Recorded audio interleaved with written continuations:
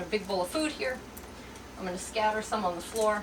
I'm going to correct her when she goes to eat it because I'm not giving it to her at this point. I'm just putting it on the floor. So that's going to be our first lesson. So I have the remote turned up to a 13. I say turned up, right? Because to her, 13 is probably somewhat meaningful. I might even put it up a couple points higher, 15. So I don't want it to be terribly high, but I want it to be high enough that I know even if she's excited, she's going to care about it and know that I'm disagreeing with this. So I don't want her to take the food until I tell her to take the food. And I'm going to scatter it so that it takes her a while to eat it. Right? I don't just want it in a concentrated bowl where she's going to wolf it down because this is an exercise. So far, she's not approaching the food, so that's good. So we're going to do just a kind of a concentrated area right here. I don't want it all over the place. I want it all together, but I'm not going to empty the bowl, so we still have over half a bowl left. No. Okay. So I marked that with a no. Correction. That was perfect. That was exactly what I wanted. You could tell she cared about it. And she's now being very respectful, waiting for permission. Great. But she's still interested in the food, right? So now I'm going to turn this down to probably a 4, right? So now we're going down to like her low working level ballpark.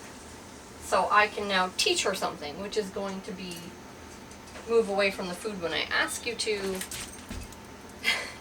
and never mind it until I tell you it's okay. So now we're going to say break. And we're going to let her eat a little bit. Let her clean some of that up for a few seconds.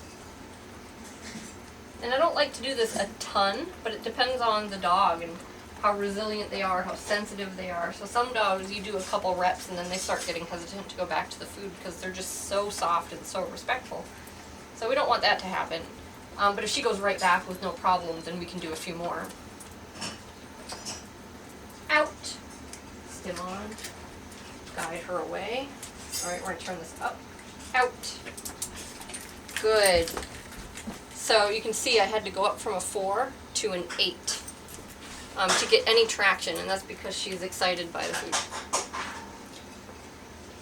So right now, she's looking at me, that's fine. She's occasionally looking away from me, which is optimal. I don't want her staring at me if possible.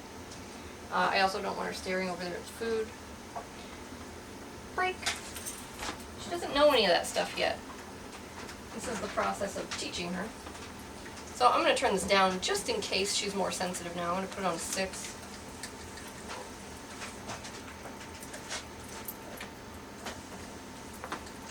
Out. Yeah, see, and she was. Good girl. Good.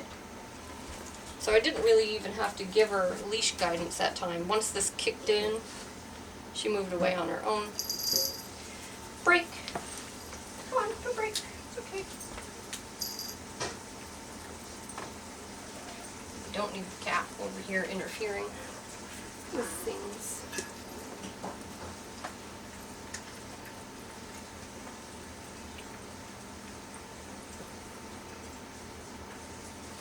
Out. So now I'm going to go back down to a 4. Good girl. Very good job. She's a jumpy girl. She always has been since we started. It's in her nature to be that way. Even like when she would come out of her kennel, she's jumpy. She's jumpy.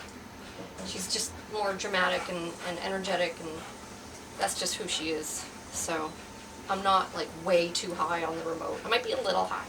So I turned it down to a 4. Because we want this to be as calm. We want all the things we do to be as calm as possible. So, break. Good girl.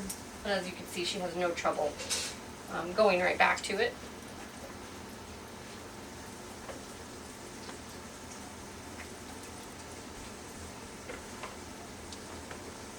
Out. Yes, good girl. So that looked really smooth. That was a great repetition. Down. And she's doing so well with the back and forth, I'm going to put down a little bit more so we can do a couple more reps and maybe really get this solidified in one session. It won't be perfect, like she's not an expert, but she'll really get the hang of it. And then we'll do a little more tonight. Good. Good girl. Break.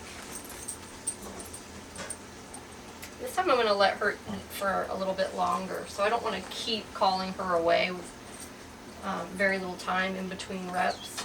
I'm going to let her get into it this time, because she'll start moving away on her own too. She'll eat for a few seconds and then move away. That's what most dogs will do if you keep doing repetition, repetition, repetition. So I'm going to give them a little bit of time here and there to just eat. And we'll do this with a bone too. Once she's a little better at it, we'll do it with toys, food, bones. So it's important to remember it's not just drop the thing in your mouth, it's move away from the resource and forget about the resource.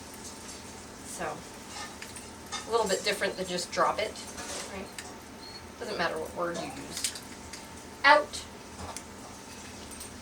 Good. Good job. No leash guidance needed.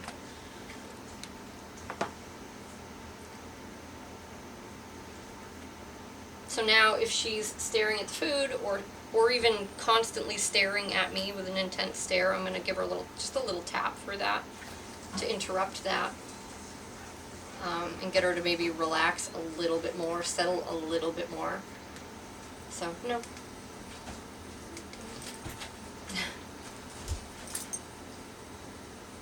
That's better. No.